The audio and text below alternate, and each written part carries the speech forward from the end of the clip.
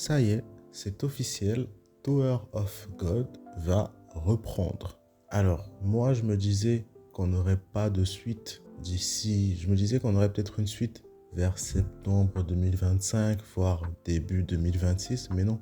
Tower of God reprend la semaine prochaine, le mardi 29 avril.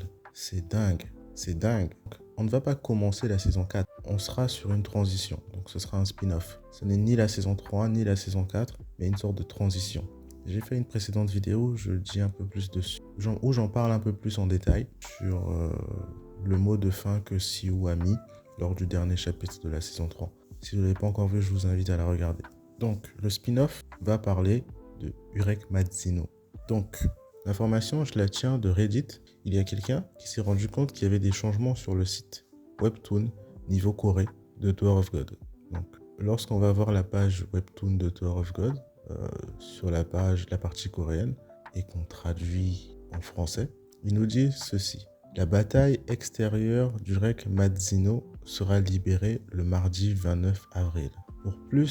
Pour de plus amples informations, veuillez consulter les termes des 3e et 235e éditions.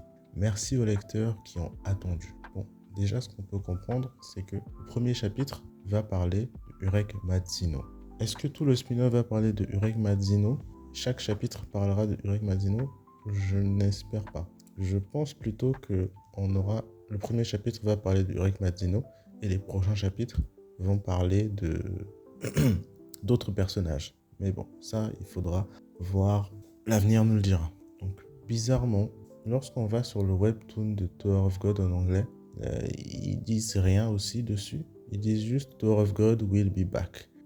Pas la peine d'aller voir le Tower of God en version française. Là, il n'y a même pas will be back, il n'y a absolument rien.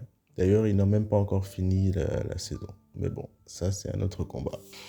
Donc voilà, c'est un petit peu ça que je voulais vous partager. Maintenant, mes théories là-dessus, c'est que sur quoi pourrait porter la saison, le spin-off, ce chapitre, ça pourrait peut-être parler du passé de Urek Madzino, comment il a fait pour grimper la tour, ou peut-être sa rencontre avec Yuri Zahad. On pourrait peut-être aussi voir finalement les membres de Wola Song.